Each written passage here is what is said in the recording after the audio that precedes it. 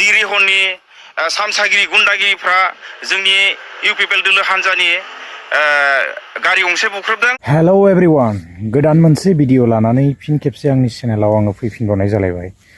रायजोफोर जायफोरा इन्टारेस्ट मोनो नैबे भिडिअखौ नायलांनो हागोन। सुंद'यैनो आपडेट्स लानानै आङो फिन खेबसे चेनेलाव फैफिनबावनाय जाबाय। थ' इन्टारेस्टिं आपडेट जोङो नुनो मोन्दों। गुदुं गुसु खौरां, एकदम इलेक्सननि सिगां इलेक्सना बारा दिन गैथारला। नै भटआ जाथारनोसै, 9 तारिखआ सफैनोसै ना। थ' बेनि सिगां जोङो दा केम्पिं बायदिसिना मिथिं दावथिं जोङो नुनो मोनगासिनो। दा बेनि गेजेराव गोबांथार दावराव दावसि जोङो जानाय नुदों। बाथ्रा दान्थे बिदान्थे बेफोरथ' सोलिखागोन, नाथाय जोङो एसे बुख्रुब बुसि जानायफोरखौबो जोङो नुनो मोन्दों। दा गारि माने बुफायनाय जोङो नुनो मोन्दों ओरै भैरबकुन्द साइडआव उदालगुरियाव जानाय जाथाय। थ' एसे आङो भिडिअ क्लिप्स होनानै होगोन। जिरिहननि सामसागिरि गुन्दागिरिफ्रा जोंनि UPPL दोलो हान्जानि गारि गंसे बुख्रुबदों।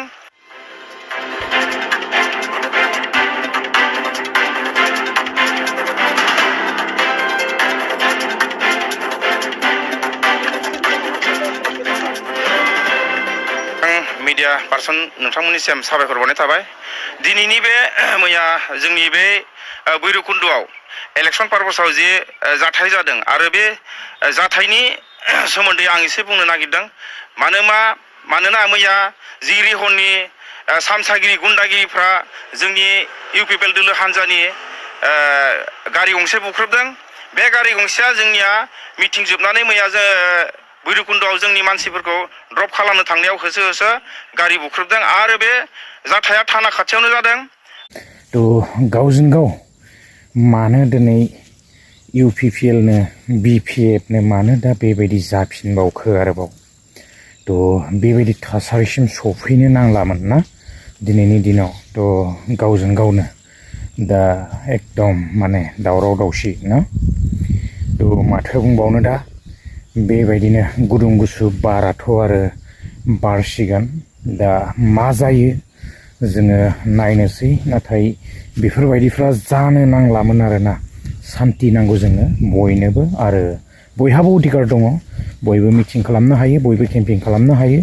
थ' मानो बेबायदि आरोबाव फिन दावराव दावसिफोरखौ मानो लाबोयो ना। दा जियानो हक बारा आङो बुंनो सानाखै, बेबायदिनो जानाया जासिगोन, माथो खालामबावनो ना। थ' जोङो आरोबाव जोङो दा नुनो मोनबावदों प्रेक्टिकेल एक्टराहाय एसे गर्जन सारखौ होखावदों आरोना। थ' आङो भिडिअ क्लिप्स होगोन, आङो बांद्राय बुंनो सानला।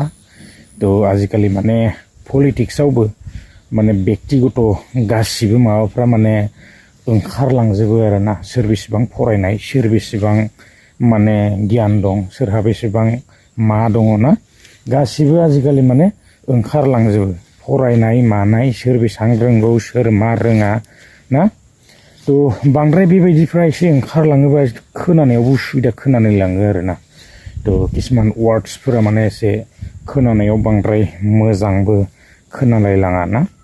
थ' मा बुंबावनो आरो आजिखालि बिदिनोसै। दा प्रेक्टिकेल एक्टरा एसे गर्जन सारखौ मा होखावलांखो आङो एसे भिडिअ क्लिप्सखौ होनानै होगोन आरोना। थ' माथो बुंबावनो आरो दा दावराव दावसियाबो बिदिनोसै। मिथिखानायफ्रानो खालामो, सोरबा मिथियैयाथ' खालामा नङा होमबा। थ' मिथिनायफ्रानो खालामो।